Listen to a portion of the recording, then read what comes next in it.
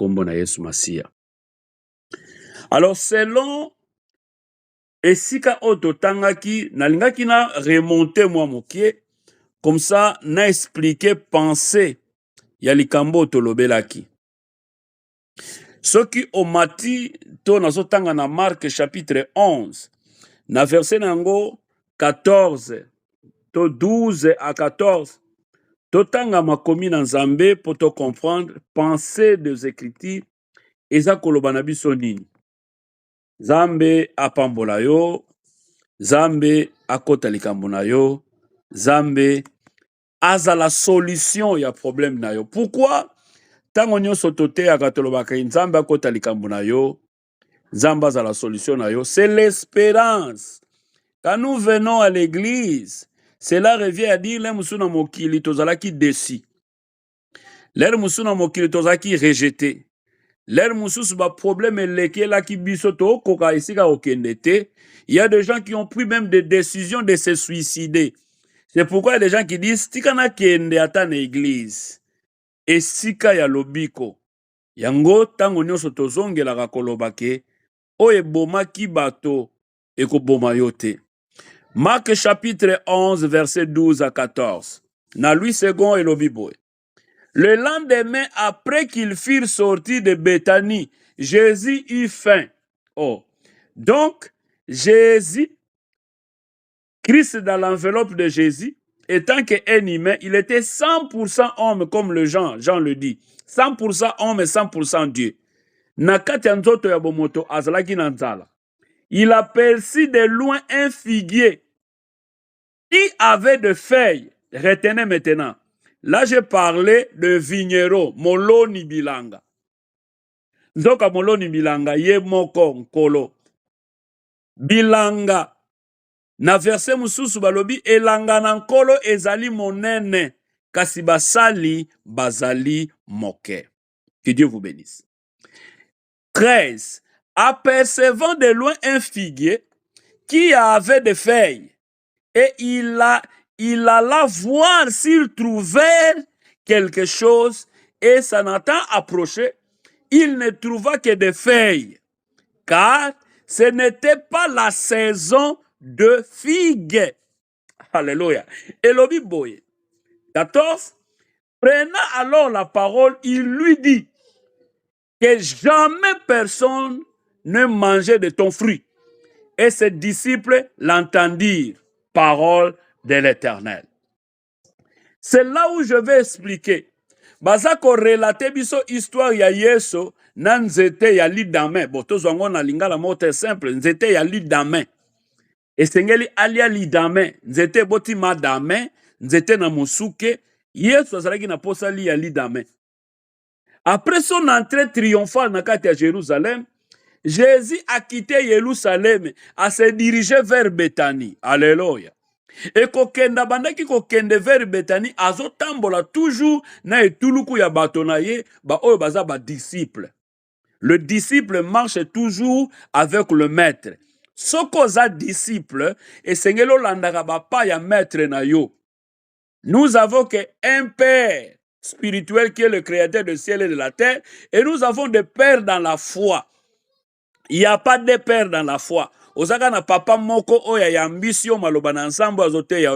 Les restes sont de maîtres, sont de mentors, et ça bateau le mususu bazo peso coaching. Mais nous avons qu'un père dans la foi, et nous avons un père spirituel, le créateur de toutes choses. Et nzoka Yesu maintenant c'est lui le maître. Puis il y a des disciples. Je ne sais pas si je me fais comprendre. A quitté Jérusalem, Azo se dirigeait vers Béthanie. Et le kola bandai ko se dirigeait vers Béthanie avec ba disciples naye. Nanzela ndenge bandaki ko kende atali na mosika amoni nzete. Tango atali nzete zalaki na matiti na yango. Oh. Tovandi na mboka moko toyebi na ba saison ndenge zala. Neti saison ba bengango. Tokota na winter time, mais avant winter time, tomona na foliage, matiti ezokweya. Mais nzete wana, ezalaki na matiti na yango, feuillage, donc foliage. Ezalaki na matiti na yango. Oye bandai kopesa espoir, kati na yango. Mais, en étant approché apusani na yango a réalisé que figuier wana ebandaki kobota mbuma te, ebandaki komanke ba fruit oyo ezo provoquer malédiction na yango. Bien aimé dans le Seigneur, nakangi nanu parenthèse, na fungoli parenthèse mususu. Et tant que mwana na nzambe, tala osali combien des années na kati elanga na nkolo, na église, na mokili oyo nzambe atie yo, na communauté, na bato ozalaka na bango, est-ce que si oboti mbuma, mbuma na olobela awa, et si oganya ta 2, 3, 4 personnes, et si o évangéliser, et si okoloba pe ke papa oyo mama oyo yaya oyo ndeko oyo ngamu na ya na ye na kati ya église, et si oboti mbuma, to ozo provoquer malédiction na matongi, na bilobela, oyokaki balobaki asalaki boy, azongi boy, on appelle ça des songo tobo, alobaki boy, azongaki boy, asalaki boy, ayekuta yebite, naza na image na kotindela yo, oyokaki. Ça provoque la malédiction. Bien-aimé dans le Seigneur, attitude ya Yesu ememi ke a maudire yango, a infliger malédiction. Mais tozongi to comprendre na passage oyo, na comprendre 2 raisons fondamentales. Na première raison, na verset oya Marc, na lobai ke okuta histoire oyo na Matthieu, okuta yango na Luc, okuta yango na Marc. Na tiré 2 raisons pour na ko expliquer na continuité ya message to bandaki mokolo eleki nzamba pambola yo pour na endurance na yo ya kozala na présence ya maloba na nzambe. Première raison oyo ememinga na bandako kanisa na fond ya malobo yo ezalaki matiti oyo ezalaki matiti na nzete. Soki otali apparence wana ezalaki aspect ya quelque chose oyo bandaki ko apparaître oyo ezo monana. Eza ko apparaître pe na surface na yango. Et la Bible nous parle de l'apparence. Oyo soloba na aspect extérieur. Première raison, ezo relaxa biso l'apparence ya nzete. Et na apparence ya nzete ya figuier, to comprendre que ezali na mosika, atali yango na mosika, atali na aspect extérieur na ye, ezalaki na matiti ya vert. Alléluia. Yesu alobi, soki ngai nzete ya mobesu baza kosala ngai boye, boni bino nzete ya kokauka na moto. Il parlait de problèmes. Soki to komi na kati ya ba problème, comment nous allons s'en sortir? Soki ye nkolo mokeli basali ye ndengwana, boni yo nzete ya kokauka pona moto. Et Jésus regardait l'aspect, azota la aspect extérieur. Kobosta na tena zolobela figuier oyo ezalaki maudit. Figuier oyo bandaki kobota mbuma te. Nzeto balakelaki yango mabe parce que bandaki ko produire te. Nkolo atindi biso na kati ya mokilo po tobota mbuma ya repentance, tobota mbuma ya sali, tobota mbuma po toyeba ko gagner la vie éternelle. Au feuillage automatique na yango ezopesa biso expression que figuier akokaki ko porter fruit, mais réalité na yango na kati apparence ezolakisaka na matiti. Omoni ntango nzete ezobota otali matiti, otali fleur nango, olobi ekobota mbuma. Nalingi nayebisa yo eloko moko mon frère, ma sœur, yaya nanga, tika nayebisa yo eloko moko. Ane oyo eza kosila. Le mususu malobo basali na nzambe balakaki, ba prophétisaki balobaki, tango mususu obandaki kokanisa ekoya na lolenge na yo. Mais naye koyebisa yo esengeli ofleurir. Kobota kaka matiti te, mais bimisa fleur ezo konose ke mbuma ezo bota mbuma oza digne ya repentance. Tika mabe nkola na bosenga na yo. Bible eza kote ya biso soki toke plus loin pona ko soutenir pensée ya Marc 11, pona ko soutenir pensée ya Marc 11, 12, 14. Na 1 Samuel chapitre 16, na verset na yango 7 makomi na nzambe lobi boy. L'Éternel dit à Samuel, ne prends point garde de son apparence. Là, je parle toujours de l'apparence. La première raison, ne prends pas garde de son apparence et à la hauteur de sa taille, car je l'ai rejeté. L'Éternel ne considère pas ce que l'homme considère. L'homme regarde ce qui frappe aux yeux, mais l'Éternel regarde le cœur. Bien-aimé dans le Seigneur, basali ebele si babwaka bango, ba frère ebele si babwaka bango, ba sœur ebele si babwaka bango. Ne regardez pas seulement l'apparence. Au taliboye, ba misusu balobakaza grand homme de Dieu. Basusu balobakaza motoyo afulaka. Mais yokane bisayo, ils ont été rejetés. L'apparence ya nzete wana, to l'apparence ya motoyo azoye bate kosa la don, potentialité, grâce. Onzamba tchekati na ye, il sera rejeté. Mbongo na yo, ozo utiliser ngo ndenge nini? Non, na sombi appareil moko ya 2023. Tant on a continué en 2024, na sombi à 2024. Non, na sombi mutuka moko ya 2019 to 2020, na ke na 2024 na trade dango, na sali échange, na sali na changer. Mais laissez-moi te dire une chose. État ya motema na biso eza par rapport ya notre extérieur. Et sengeli otala motema na yo est-ce que kokani na elobeli na yo? Toza motema likundu olingi komona te bato bakende liboso, olingi komona te X alobi boyolo be analeki il explique mal les choses. Moi j'explique plus que lui. Non, ce n'est pas ça. Nzamba déposa grâce ya moko na moko sima ya mosusu. Et à ça là que tout se compléter. C'est pourquoi j'aime basali oyo baza tout autour na biso. On se complète. Oyo soka a commis I, mususu a le point sur les I. Oyo soka a commis T et kabosani bache barre sur le T. Juste pour compléter le langage de la parole de Dieu, de la vérité, qui est Jésus-Christ. Aspect extérieur, première raison, c'est l'apparence. L'apparence trompe. Otalebo mwana mbote nzoka na kati ya motema mabe azotala yo bona se motema azoloba okufa ta kokufa bakunda yo na mono sute ozochanga bakal longwa liboso nanga bien-aimé dans le Seigneur. Nzamba tali apparence akanisa ike bambuma malamu eza na kati na yango. Mais écoutez, comme bato baza kotala l'apparence, or l'apparence trompe. Yango balobi, l'Éternel ne considère pas ce que l'homme considère. Ba considérer parce que azana ba diplôme, ba considérer parce que asala ba cours et les cas, ba considérer parce qu'il parle bien. Langue ya oncle Sam, to langue ya Molière, azo koloba bien, langue ya Kamosh, yango baso considérer ye. Mais la grâce de l'Éternel, tant que mon mouton avant d'en ban souka, au total a été occupé été. Non, cela ne veut pas dire pour mouton avant d'en ban souka, c'est pourquoi tu occupé. Les moussous avant pena katikati, les moussous avant liboso, les moussous baza bozana ye nanda comme na veni, na souka kuna, mundele wana ozotala kuna. Est-ce que si olobela e, Jesus like you, he loves you. Can we go together to our church to celebrate, to worship our Lord? Non, yolobi no bamindele balingina bango nzambete. Bien-aimé dans le Seigneur, je ne sais pas si je me fais comprendre. Si kanzamba lola pambola yo.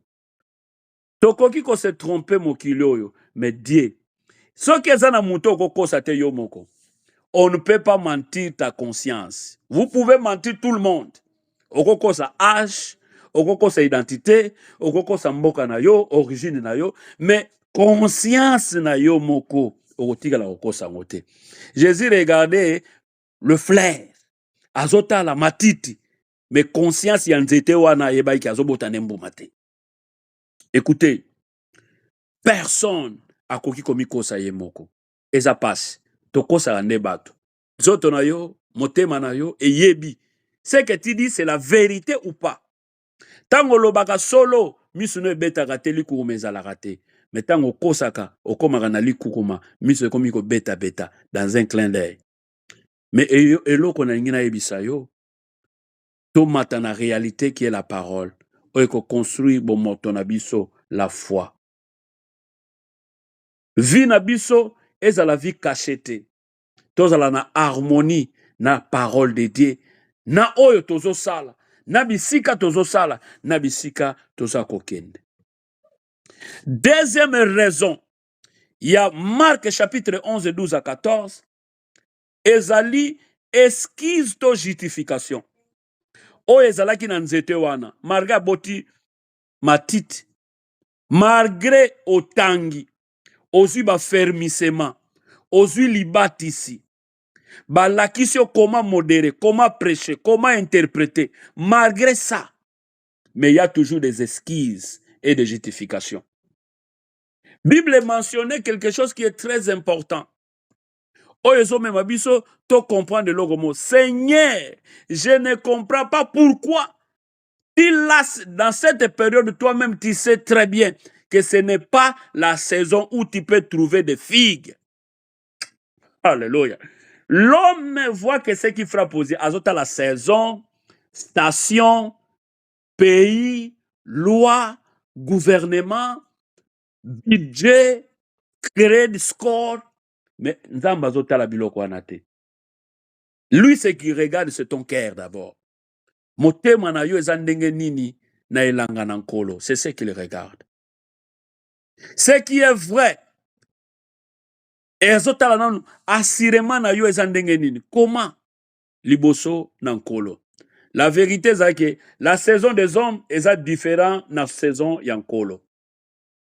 Nous avons ce que nous appelons la volonté parfaite de Dieu. Donc il fait dans son temps. Na na ye na ngonga na ye. Elobi teke na butu, elobi teke na moi, elobi teke na tongo. Lui, il fait pendant que toi, tu ne penses pas qu'ici, quelque chose peut sortir d'ici. Est-ce que dans le débat, et pourquoi il y a quelque chose? Malgré que Mephibosheth, il était rejeté parce que, a komaki déjà moto oyo a bukanaki. Ko bukana wane salaki na circonstance. Tango bazo kima, mama moko amemaki na mukongo, bakwei, ya bukani lokola mwana mukepe a kolibongo. La loi interdisait que moto ya ndenge wana akokaki koya komata na mesa te, la loi.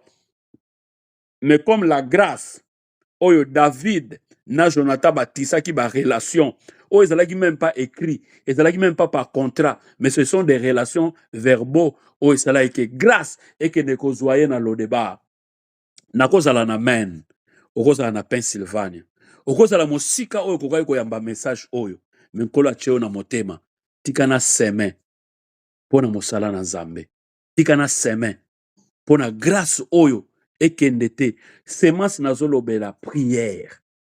Priez aussi pour les hommes de Dieu. Ko sepelaka kaka te akwei obeti maboko. Ezo simba te ozobeta maboko. Priez lo banzambe sunga evre wana ekende liboso. Zambe tinda basali. Zambe batela libota wana. Zambe épargnez bango na ba esprit de mort. Épargnez bango na nyonso mabe. Mosalo to salaka yango nde futaka biso. Tango monguna zwa ko bundisa biso, il y a des gens qui prient en secret. Ozobota mbuma. Nzamba lola apambola yo. Écoutez, vérité moko sengelo yeba, il y a la volonté au la saison ya Nzambe, parce qu'il y a la saison des hommes qui est différente de la saison de Dieu. La saison ya Nzambe zali la volonté parfaite de Dieu. Ce que Dieu veut faire, il le fera, quel que soit pays, origine, date de naissance, ngunda, je ne sais pas que sais-je encore. Na saison ya Nzambe, quand il veut le faire, il le fera. Ça, c'est la volonté parfaite de Dieu.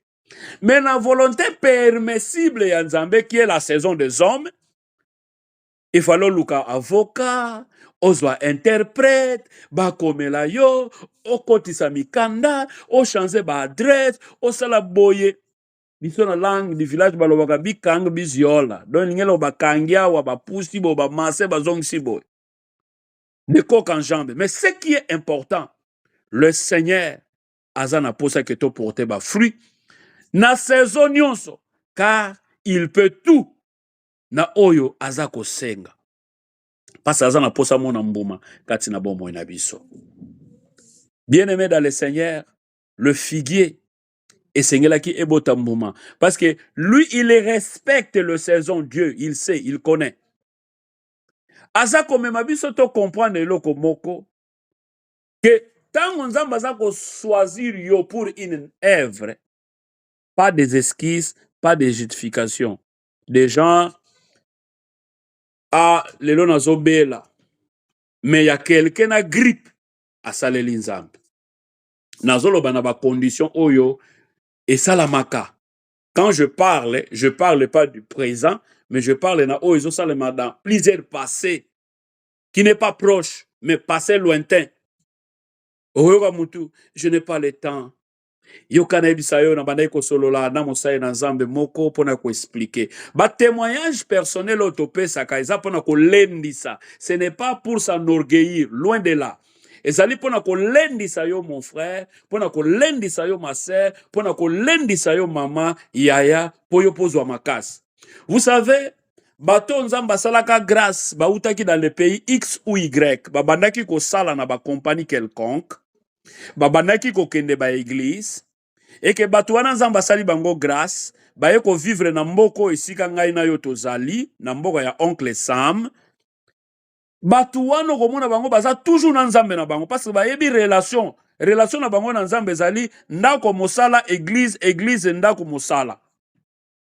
Mais motoyo abandeki ko kene na église na compte goutte, abandeki ko sambela nzambe pesanga musala, nzambe pesanga libala, nzambe pesanga voyage, nzambe pesanga bon, nzambe apesi. Et quand il arrive, il croit que Yesu akufa déjà ne kulusu pona ye, tout a été payé pour lui. Alors bien, na okende so sala ni na église parce que asenga ki nzambe musala, nzambe apesi ye, asenga ki nzambe voyage, nzambe apesi ye, et il est arrivé, il va prier encore pourquoi. Dans chaque circonstance, esengeli okumisa nzambe na yo. Manga soki esalama na saison yango, il faut lia yango, eza na protéine pona nzoto na yo. Ba raisin, eza na protéine pona nzoto na yo.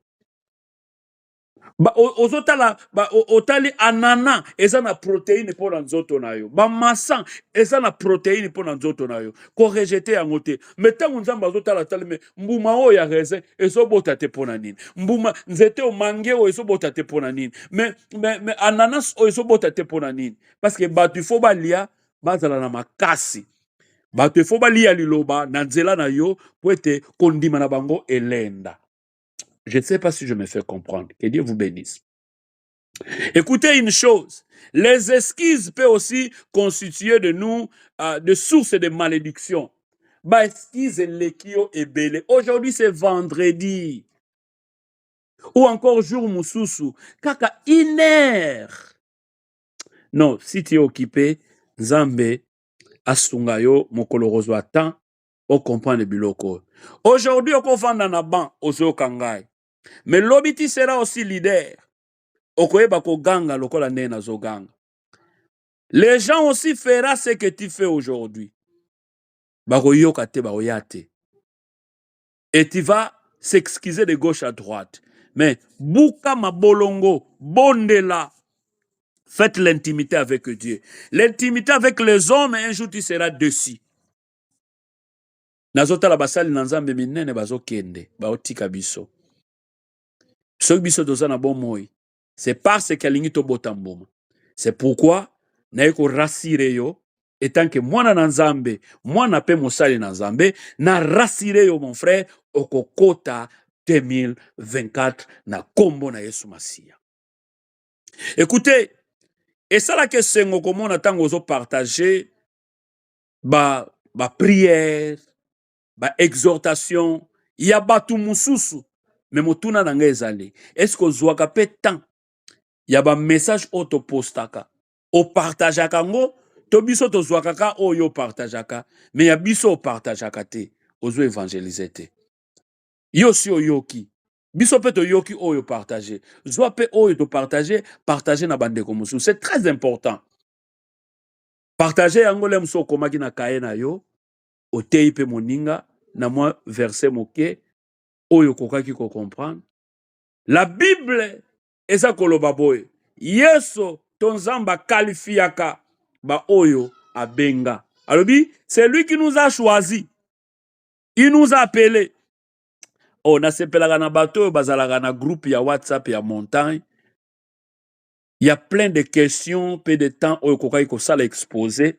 On nous parle qui sont les appelés, qui sont les choisis. Banani babengami, pe banani bazaba ponani. Bien-aimé tango za église, luka koyeba, est-ce que zalaka mo bengami, to zalaka mo ponami. Nokoloba, mosali explique ngai, ça fait 10 ans que vous êtes à l'église. Non, 10 ans, ils ont belé.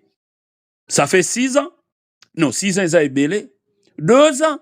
Moi, on a eu à 2 ans, Zoloba déjà. Prenons le temps, Yakobo Tambouma, bien-aimé dans le Seigneur.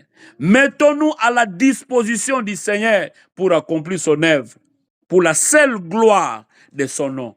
Zamba Lola, Akozangate, Kopambolayo. Bien-aimé, nalingaki tena suki samaloba oyo, sans plutôt na sa la prière. Je suis convaincu que na bondela. Molimo na nzambe lobi na ngai sima kolobela pona tina ya figue maudito stérile de botaki mbuma te. Tika na bondela pona na yeba ko cha fumier. Pona ko cha fumier. Or la parole de Dieu nous dit dans le livre de Proverbes, donc il récupère dans le fumier les nécessités pour faire lui asseoir au milieu des grands. Nazo bondela. Nasili sinanga nzamba pambola yo. Éternel Dieu, mokonzi na biso oyo kela lola pe mapele. Naza mwana pe mosali na yo na ye liboso na yo. Na koka te nkolo. Mena nzela ya malobo na yo kaka pe ona teyaka kokisa ngai na yeba kobota mbuma oyo kozala digne ya repentance. Na sepelisa lola. Na sepelisa yo nkolo. Mokolo wana na zanga te. Na bondeli po na mama oyo aza connecté. To ya koyoka biso. Nkolo bikisa ye na basusi akoma lere nyonso loboko na litama longola ye loboko na litama akoma na ba stress longola ye ba stress nazo bondela pona papa moko abundani de gauche à droite ezo simba te ake même na ba choix a choisir o ezo simba te akende bo toujours ba déception nkolo azo mona sikoyo ya mbalo azo mona etango akomona okosekisa ye pe esengo na ye kozala parfait na kombo na Yesu. Ba désordre nyonso ekotaki na ba famille lointain, ba famille restreinte, pe ba famille otoye ko mona pe koyeba na bisiko oyo. Nkolo kotisa biso na bomoko toyeba yo na kombo na Yesu Masia. Oui, le bonheur et la grâce nous accompagneront. Nous habiterons dans la maison des grands rois jusqu'au dernier jour de nos vies. Na telemeli molimo ya liwa, na bomoi ya basali na yo. Na bomo ya ba couple otoza na bango, ba couple ya sika, ba couple ba koli. Nkolo na telemeli liwa na bomo ya bana na biso. Na bilei ba kolia, na mai ba kolia, na telemeli nyonso ya mabe, na mwa temps ya repos. Oyo bana ba kokaki kozala pembeni ya babote na bango nyonso ya incendie. Ezala nile sans effet na kombo na Yesu, na repousser yango bisika bizangi bomoi. Yawe Nzambe, tobota mbuma na connaissance, tobota mbuma dans ta parole, tobota mbuma na kosalisana, ke finance na biso esunga ba oyo bazangi équilibre, tosunga evre na yo nkolo, tosunga bandeko baza na posa ya lisungi, na nzela ya losambo. Yawe tinda basali, bapusa na katango nyonso, pona ko soutenir evre oyo. Batela basali na yo nkolo bakweya te. Bakarashika oyo batelemi. Pona ko kweisa basali na yo. Po ete église na yo epanzana. Nkolo na telemeli bango na kombo na Yesu Masia. Les zéros sont tombés. Nga na ye kosala feti te nkolo. Na ye kolela liboso na yo. Kolata saki pe kopakola putulu. Eyo ezali sinali ya komi kiti sa liboso na yo.